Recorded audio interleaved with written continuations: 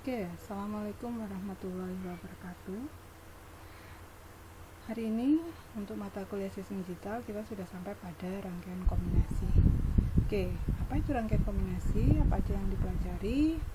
Kita masuk ke bagian-bagian dari rangkaian kombinasi. Yang bagian pertama kita akan pelajari rangkaian adder atau penjumlah, subtraktor atau pengurang, komparator atau pembanding. Bagian kedua kita akan pelajari rangkaian decoder dan encoder, yaitu nanti konversi antar bilangan. Di sini nanti ada tambahan beberapa bentuk bilangan yang lain. Yang bagian ketiga multiplexer dan demultiplexer. Nah, kita masuk ke rangkaian penjumlah atau rangkaian adder. Rangkaian adder ini dibagi menjadi dua, rangkaian half adder dan full adder. Half adder itu posisinya yaitu di bagian paling kanan atau yang pertama kali dilakukan penjumlahan. Misalnya kita punya bilangan biner 1 0 1 1. Yang di sini 1 1 0 misalnya 1. Kita jumlahkan. Nah, ini misalnya bagian A, ini bagian B-nya. Nah, yang half adder itu di bagian paling kanan di sini.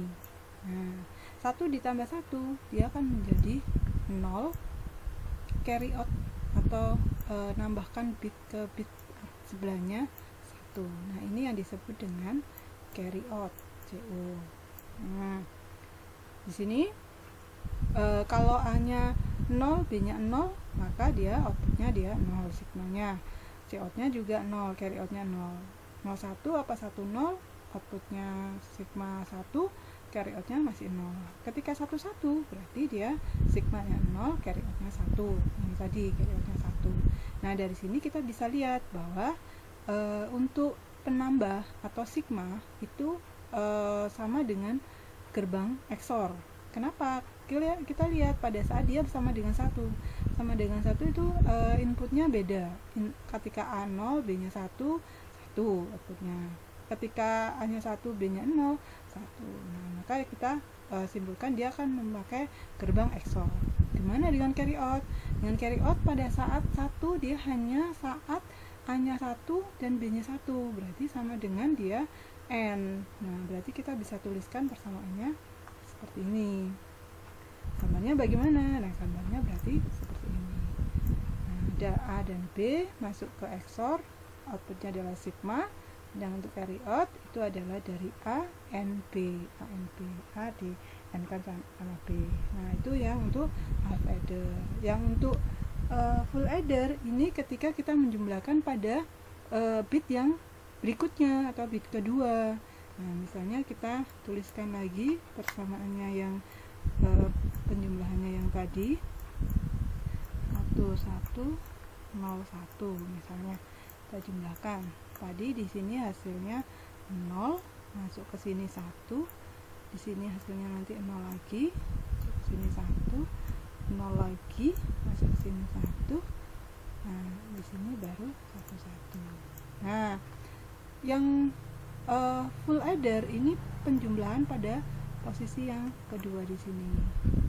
Pada posisi kedua di sini, ini kalau di posisi yang pertama ini disebut C-out, tapi pada posisi kedua ini disebut dengan C-in karena dia ikut menjumlah ke ruas berikutnya. Nah, C-out-nya mana? C-out-nya ini yang sisa dari penjumlahan. Ini disebut dengan C-out ini. Oke, ini adalah C-out-nya. Sehingga kita bisa tuliskan, jadi yang gambar kotak ini adalah rangkaian dari half adder. Berarti ini juga half adder. Ini rangkaiannya seperti ini. Nah, berarti persamaannya bagaimana? Nah, persamaannya output dari input dari sigma ini adalah outputnya half adder. Outputnya half adder itu A XOR B. Di XOR-kan sama C inputnya di sini.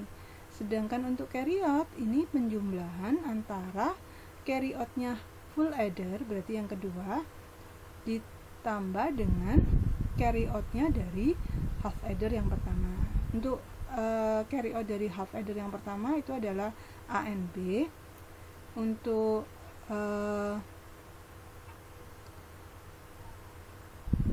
ini, untuk carry out dari half adder yang kedua itu adalah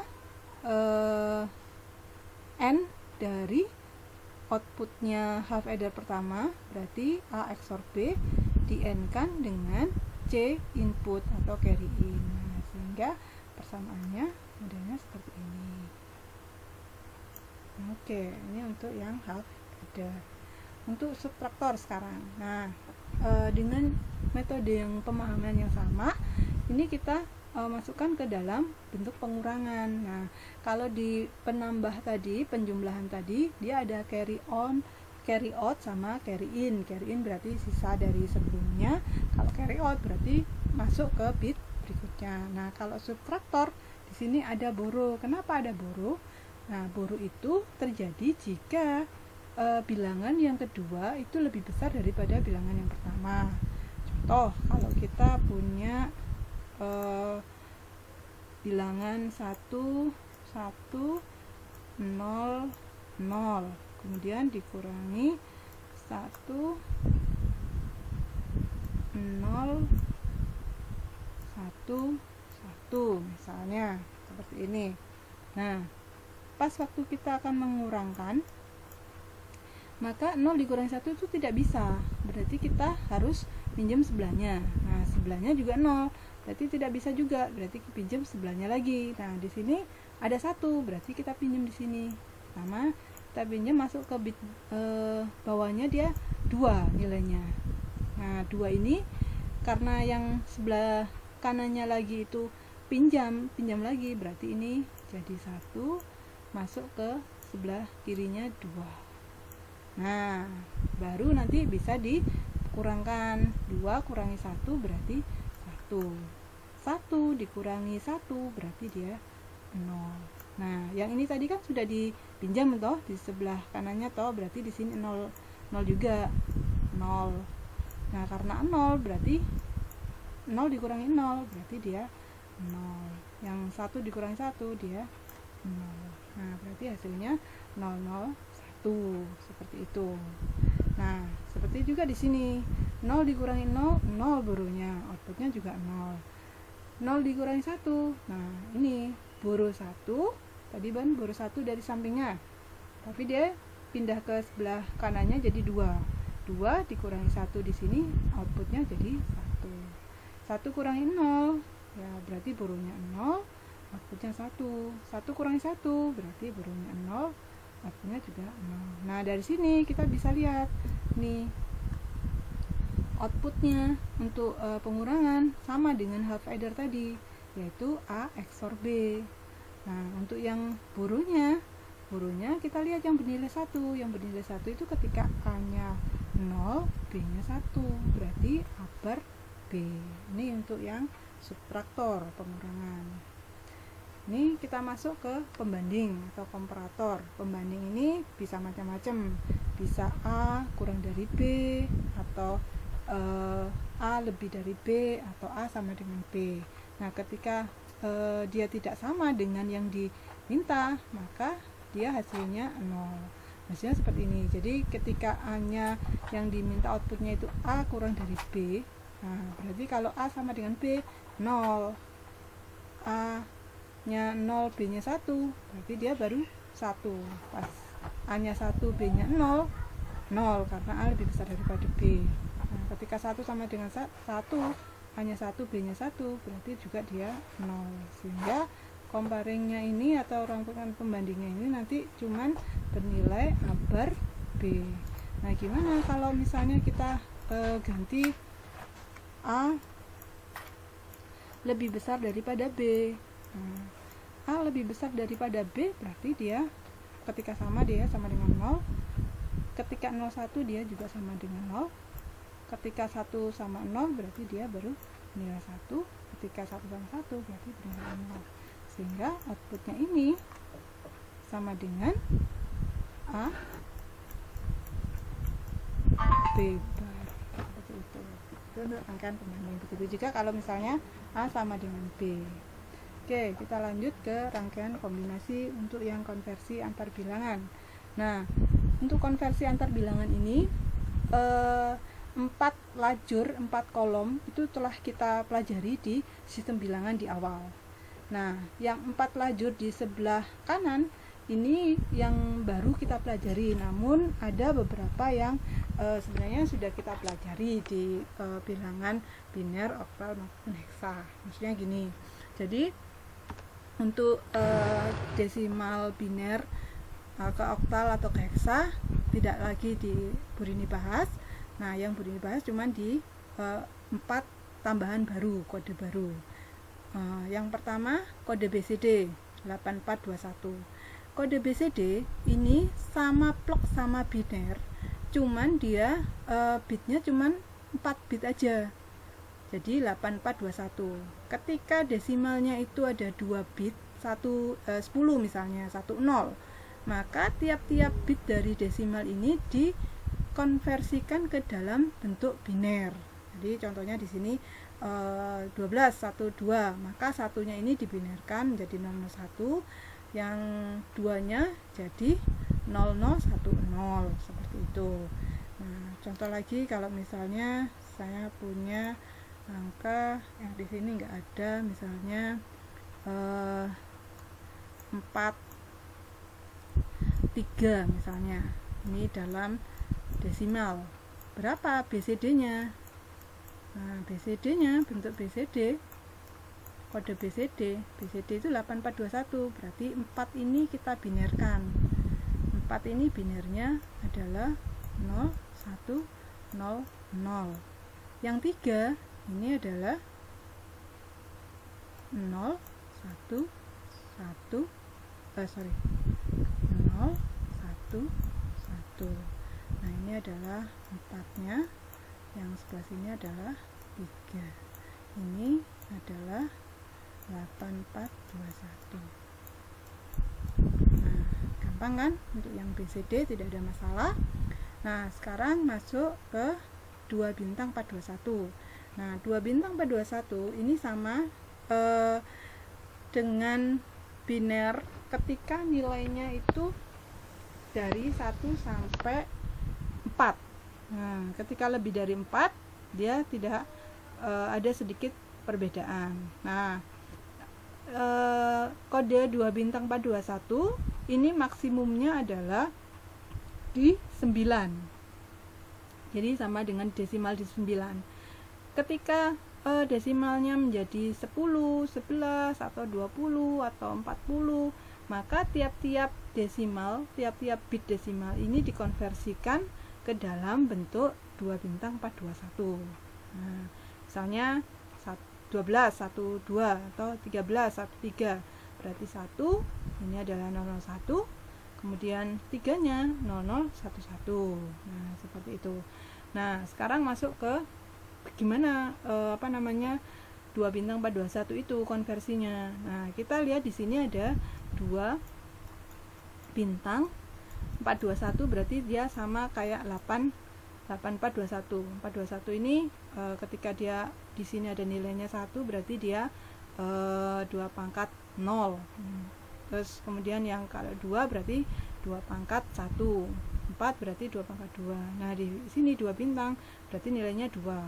Nah, ketika nilai desimal itu 1 sampai 4, maka dia akan sama plok sama biner. Berarti 1 sampai 4 itu 0, 1, 0, 0. Nah, ketika 5 di sini, maka bagian yang 2-nya ini kita isi dulu. 5 itu berarti dia 2 di sini, sisanya 3. Nah, 4 kan nggak mungkin, sisanya 3, berarti di sini 0. Sini kita lihat 1, 1. Dia menempati bagian yang di sini, nilai-nilai yang di 2 bintang 421. Ini untuk nilai 5. Nah, kita coba lagi dengan nilai acak, misalnya 8. Bagaimana nilai 8? Nilai 8 berarti yang diisi dulu yang 2 bintang dulu. 2 bintang diisi dulu. 2. Sisanya berapa? 6 kan? Nah, 6 itu berarti kita masukkan dulu di yang 4 di sini. 4. Nah, berarti 2 tambah 4 8.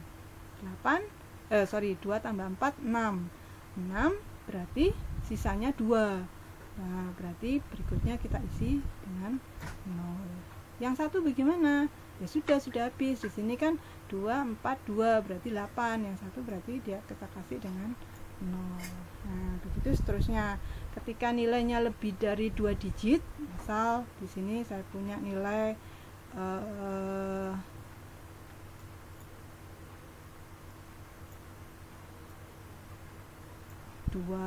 misalnya, maka yang 2 ini di bentuk 2 bintang 421, ini misalnya biner. Nah, yang ditanya adalah kode 2 bintang 421. Yang 2 ini menjadi 0 0 1 0.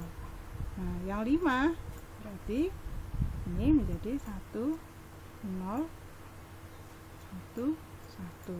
Nah, oke, tidak ada masalah. Yang untuk 2 bintang 421 kita masuk ke kode Exist3. Exist3 ini juga paling mudah. Dari kita tinggal menambahkan 3. Jadi kalau misalnya desimalnya 0, binernya kan 000. Exist3 itu menjadi 00011 sama dengan binernya 3. Jadi kalau misalnya binernya 10 1010, Exist3-nya berarti tambah 3 sama dengan 1101. Kita lihat di sini bahwa di 0 di 10 di sini posisinya 1101. Nah, itu seterusnya. Kalau misalnya saya punya nilai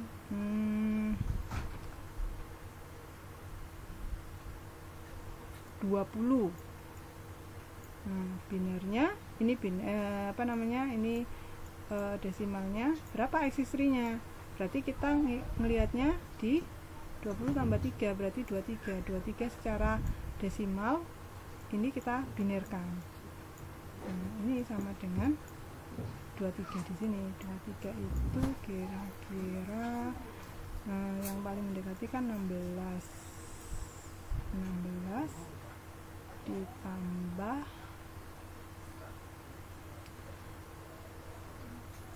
tambah 8 itu 24 berarti ada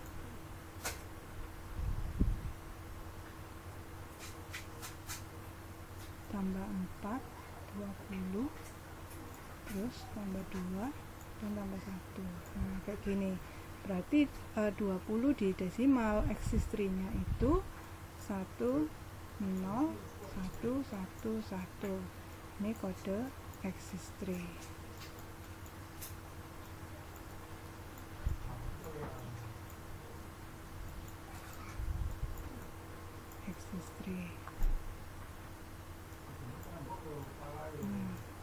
Yang terakhir kode Gray. Nah, kode Gray ini ada kekhususan sedikit.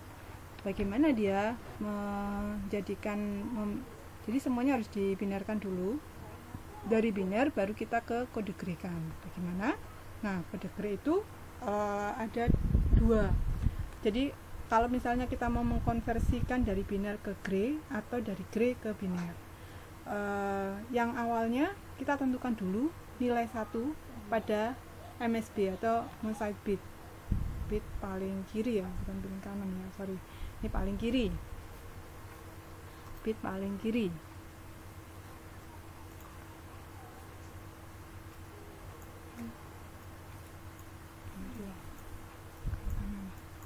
Paling kiri, kemudian dibandingkan nilai tersebut dengan nilai setelahnya, dan hasilnya jika angka setelahnya sama dengan nilai yang dibandingkan, misalnya ini misalnya 0 1 1 0 0 ini ya. Nah, ini kan dia turun 1.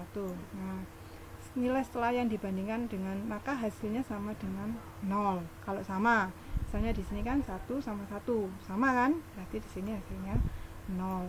Nah, angka setelahnya, jika angka setelahnya itu beda dengan angka yang dibandingkan, jadi misalnya di sini kan ini yang kita mau bandingkan, kemudian nilai yang akan dibandingkan tadi dengan mana? Dengan sebelahnya, nilainya 0, kan beda, dia tidak sama kan? Nah, jika nilainya tadi angkanya beda dengan nilai yang dibandingkan, misalnya ini beda dengan yang dibandingkan, maka hasilnya di sini 1. Kemudian kita lihat lagi, oh sama. Kalau sama berarti dia nilainya 0. Oke. Untuk konversi gray ke biner, maka sama dengan itu, tentukan nilai 1 dulu pada bit sign bit atau sebelah kiri ya, bukan kanan ya, kiri. Oke. Kemudian hasilnya tentukan oleh bit sebelahnya. Jika nilainya setelahnya itu adalah 0, berarti hasilnya tidak berubah atau tetap dengan hasil sebelumnya. Oke, ini kita biar nggak bingung, ini adalah bagian biner. Nah, ini yang berikutnya, ini yang kita akan cari bagian gray-nya, kode gray-nya. Ini tetap 0. Nah, sekarang ini dari gray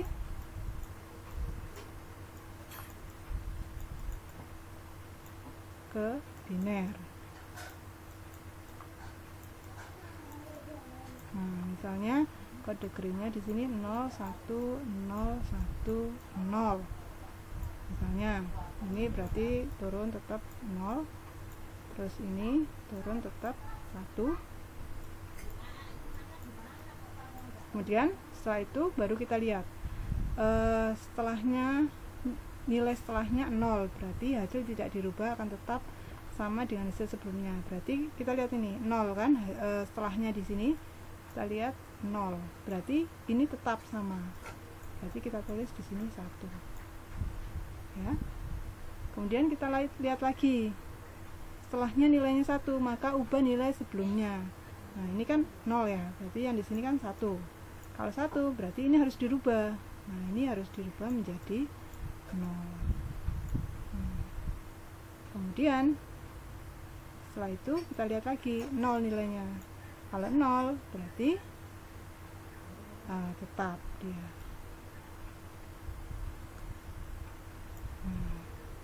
0 1 1 0 0 0 1 1 0 0. Oke, ini adalah konversi. Nah, penjelasannya di sini. Kalian bisa lihat di sini biner ke gray 0 dia tetap turun 0, 1 dia tetap turun 1 dulu pertama, baru gitu dibandingkan antara yang sebelumnya dengan setelahnya. Sama. Kalau sama berarti nilainya 0. Beda. Kalau beda berarti nilainya 1. Nah, untuk yang dari gray ke biner 0 tetap turun 0, 1 turun 1. Nah, baru ini dibandingkan, bukan dibandingkan tapi dilihat nilai setelahnya tadi. Oh, 1, berarti kalau 1 ini dirubah dari 1 menjadi 0. Kemudian lihat lagi 0. Oh, berarti tetap ditulis lagi. Ini 0 ini tulis 0. Nah, seperti itu. Oke. Nah, ini cara yang beda lagi untuk mencari hal yang sama. Nah, tadi kan biner ke gray, ya kan? Ini bilangan binernya, ini bilangan gray-nya. Dia menjumlahkan. Jadi kalau misalnya 0 ini turun menjadi 0, kemudian 1 dijumlahkan plus 1, dia hasilnya sama dengan 1. Kemudian 1 plus 1, dia hasilnya 0. 1 plus 1, hasilnya 0. Untuk yang kode gray juga sama, dia nilainya 0, ini dijumlahnya dari hasil dijumlahkan dengan nilai yang setelahnya, yang dari kode gray-nya. Jadi misalnya di sini hasilnya kan pertama 0, ini dijumlahkan 1, hasilnya 1. Kemudian 1 ditambah 0, hasilnya 1 lagi. 1 tambah 0, hasilnya 1 lagi. Nah, kalian boleh pakai cara yang pertama atau cara yang kedua gitu. Nah, oke. Sekarang kita masuk ke model rangkaiannya, rangkaian decoder dan encoder. Ini misalnya kita mau mengkonversikan kode BCD ke 7 segmen. Kode BCD berarti 8421. Kode BCD itu ingat dia cuma sampai 9 karena yang 10 itu nanti menjadi 10. Nah, nilainya seperti ini. Nah, kita mau mendisplaykan ke 7 segmen. Nah, ini 7 segmen ini modelnya A, B, C, D, E, F, G. Modelnya seperti ini. Ini sudah pakemnya ya. Jadi segmen A itu ada di atas, segmen B itu ada di depan, segmen C kedua, bawah, depan atas, depan bawah, D itu paling bawah, horizontal bawah, kemudian E itu yang belakang bawah, F itu yang belakang atas, G itu yang di tengah-tengah. Nah, ketika dia nilainya adalah 0, berarti ini semua nyala kecuali yang G. Berarti nilainya A, B, C, D, E, F ini nyala, G nya 0. Begitu juga untuk yang nilai misalnya model 1, 001, maka yang nyala itu adalah B, C saja, 1 yang bagian depan saja. Oke. Kalau misalnya nilai 6, berarti yang nilai 6 itu yang AB justru yang tidak nyala. Jadi nilainya yang F, D, C, D, E, F sama G itu adalah nilai 6. Nah, setelah kita dapatkan outputan ini, untuk menggambar rangkaiannya gimana? Nah, rangkaian berarti untuk segmen A. Segmen A ini kita masukkan ke dalam bentuk peta Carnot lagi untuk menggambar rangkaiannya. Gimana caranya? Ya berarti ini berapa bit? 4 bit. Berarti kita butuh peta 4 bit. Berarti butuh 4 bit ini ya. Ini 23, berarti butuh 1 lagi. Ini.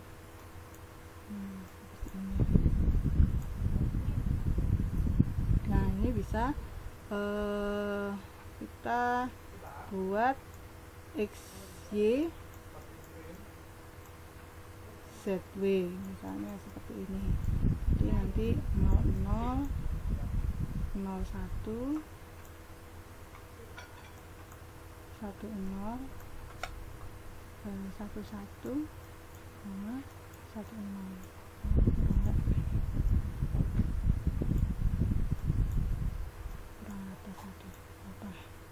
Ini berarti 00, 01, 11, 10. Nah, ini untuk segmen A misalnya. Untuk segmen A. Untuk segmen A ini kita lihat pada saat 00 dia bernilai 1. Kita akan bacanya XY ZW, berarti 000 dia nilainya 1. Kemudian 001 0, 0001 dia 0. Nah, kita ambil yang 1, yang 0, 1, 2, 3. Jadi kita ambil yang 00 aja. 01 00. Berarti 01 00 ini bernilai 0. Kemudian yang lain lagi 0110. 01 10 berarti di sini. Sudah, yang lainnya berarti dia bernilai 1. Kita boleh mencari pakai SOP atau pakai POS. Udah, tinggal kita buat. Misalnya kita pakai POS, berarti ambil yang kanan sama yang kiri. Ini karena dia nggak ada temennya berarti sendiri. Berarti A itu sama dengan yang di sini ini adalah XY, X plus Y, terus plus lagi di sininya itu Z, baru plus Y bar. Nah, ini dihentam dengan bagian yang di sini. Bagian di sini adalah kita lihatnya X-nya 01, berarti di sini X-nya itu adalah 0, berarti X. Kemudian Y-nya Y bar ditambah lebar, kemudian nah yang atas ini adalah 00 sama 01, berarti yang hilang Z nya, tinggal W nya bar, berarti plus W. Nah ini pengkalinya. Nah nanti rangkaiannya gampang, tinggal kita buat X, Y, Z, W. Nah untuk A ini apa? Nah, dia dilihat dari sininya aja. Seperti itu. Ini untuk yang konversi kode BCD ke segmen. Jadi output itu kemarin banyak yang salah ya. Kemarin kan Bu Rini minta kode BCD outputnya parity genap dan parity ganjil ya. Parity genap untuk yang kelas sore apa kelas pagi, Bu Rini lupa. Itu outputnya ada satu aja, inputnya ya kode BCD tadi 8421 seperti ini, outputnya parity genap. Misalnya parity genap berarti menggenapkan nilai yang ada nilai satunya. Jadi kalau misalnya 000 berarti ini nggak ada nilai satunya. Misalnya output taruh sini aja ya, yang kemarin itu ya, outputnya parity genap misalnya genap berarti mengenapkan nilainya di sini. Ini berarti dia 0 karena sudah nggak ada satu. Ini ada satu berarti harus digenapkan satu. Ini satu berarti harus digenapkan satu. Ini sudah genap berarti 0. Ini minta digenapkan satu. Ini sudah genap. Nah, setelah itu dari outputnya di sini tadi di sampai 9 ini BCD ini dibuat Carnot mapnya ini, baru setelah itu dibuat rangkaiannya gitu. Oke, nanti kalau ada yang masih belum paham silahkan ditanyakan di perkuliahan ini. Kita masuk ke rangkaian encoder. Nah, rangkaian encoder ini dia ini mengkodekan. Jadi misalnya inputannya itu banyak 0, inputannya itu dari I0 sampai I7. Nah, nanti dia mengkodekan kalau misalnya yang kita kasih inputan itu I0. Nah, itu hasilnya harus kode, misalnya kita mau mengkodekan kode biner. Jadi inputannya itu inputan deep switch misalnya, outputnya itu adalah biner 3 bit, berarti inputannya harus ada 7 di situ. 78 dari 0 sampai I7. Nah, ketika kita nyalakan yang input 1, kita kasih input I0 nya ini 1, nilainya 000. Nanti kalau misalnya kita pakai LED berarti 0 semua mati. Ketika I1 yang dikasih inputan, yang lainnya 0, maka nanti terlihat kode biner 1 001, berarti Y2 nya 0 ya, Y2 nya 1, Y1 nya 0, Y0 nya 0, seperti itu. Nah, bagaimana hasilnya? Ya sama seperti ini. Jadi kita punya banyak inputan, kemudian kita cari yang bernilai di sini. Nah, contohnya kalau misalnya Y0 itu Y yang paling bawah. Ini ketika kapan aja dia akan bernilai 1, yaitu ketika dia di sini sama dengan kalau kita pakai OR. Nah, kalau kita pakai OR berarti kita ambil yang nilai 0 kan di sini. Nah, yang bernilai 1 adalah I0, I1 ya, I3, I5 sama I7. Itu juga dengan Y1 dan Y2. Y2 ini yang bernilai adalah pada saat dia I4 ini nilai 0, I5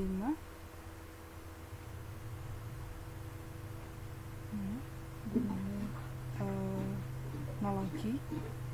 Nah, baru nanti di OR-kan dia dijumlahkan seperti itu yang bernilai. Oke, itu yang untuk rangkaian encoder. Nah, sekarang masuk ke rangkaian decoder. Decoder ini berarti mengkodekan, dimana ini sebenarnya banyak dipakai untuk address ya, atau pengalamatan di memori. Nah, misalnya di sini ada dua inputnya X1 sama X0. Nah, outputnya nanti ini letak memorinya tadi. Kayak misalnya alamatnya di 00, maka nanti A0 nya aja yang nyala, yang ada inputannya. Misalnya 01, berarti dia A1 aja yang nyala. Nah, ini kebalikan dari encoder tadi. Kalau encoder tadi itu dia mengkodekan dari sebanyak inputan menjadi kode biner. Nah, kalau yang di decoder ini dari kode biner nanti akan dinyalakan sesuai alamatnya tadi, alamat yang dituju. Misalnya 00 tadi yang enable itu nanti A0 nya saja, 01 berarti nanti yang enable A1 saja, seperti itu. Nah, ini untuk yang dua inputan. Kalau dua inputan berarti nanti outputnya 3. Kalau 3 inputan, berarti X2, X1, X0. Ini berarti nanti outputnya ada 8, A0 sampai A7, seperti itu. Nah, rangkaiannya bagaimana? Ya berarti kita tinggal membuat rangkaiannya. Kalau kita lihat di sini pada saat A0 dia bernilai 1, itu adalah X1 bar sama X0 bar. Kan kalau misalnya ada enable berarti tambah enable, seperti itu. Oke, itu adalah rangkaian decoder. Nah, yang bagian ketiga di sini rangkaian multiplexer dan demultiplexer. Rangkaian multiplexer ini dia rangkaiannya itu ada input seleksinya, artinya dia akan bisa melewatkan data sesuai dengan input seleksi tadi. Jadi kalau misalnya saya mau mengirim kode A, nah maka nanti input seleksinya itu A0 misalnya, input seleksinya adalah A-nya 0, B-nya 0, seperti itu. Nanti akan keluar A0 saja. Ini kayak memux ya, memux apa istilahnya, kalau kita punya banyak inputan tapi outputnya 1. Jadi nanti pengiriman datanya itu antri ya, mengantri kayak gitu, atau bergantian. Jadi mana dulu yang dikirimkan, A0 dulu atau A1 dulu atau A2 dulu, A3 dulu, tergantung dari input seleksinya tadi. Maka F ini akan sama dengan A0, inputnya di sini dikalikan A bar B bar. Ini nanti yang akan menyeleksi tadi. Kalau ini adalah 2 seleksi, kalau 3 seleksi, 3 input seleksi, berarti nanti data inputnya ada 8, A0 sampai A7. Nanti F-nya berarti dia panjang sesuai dengan input seleksinya, seperti itu. Ini untuk rangkaian multiplexer, artinya mengmux dengan banyak inputan, outputnya cuma 1. Nah, yang demultiplexer ini kebalikan dari multiplexer tadi. Jadi inputannya 1, tapi dia outputnya banyak. Jadi kalau misalnya ini data dari mana? Data untuk siapa? Untuk D1 atau untuk D2 atau untuk Y3 atau untuk Y4, tergantung dari input seleksinya ini tadi. Jadi misalnya di sini ini ID-nya atau datanya, data inputan D. Nah, misalnya ini ada data 0. Ketika input seleksinya 00, maka yang bernilai itu adalah Y1 saja. Ketika datanya I1, ID-nya itu 1, maka Y-nya yang bernilai Y1 saja. Y2, Y3, Y4 ini don't care, tidak ada nilainya. Nah, begitu juga untuk saat input seleksinya 01, berarti nanti Y2. Nah, begitu seterusnya. Jadi dia akan tahu ini itu untuk siapa, tergantung dari input seleksinya. Nah, ini adalah rangkaian demultiplexer. Oke, saya kira sampai sekian. Kalau ada yang ditanyakan silakan.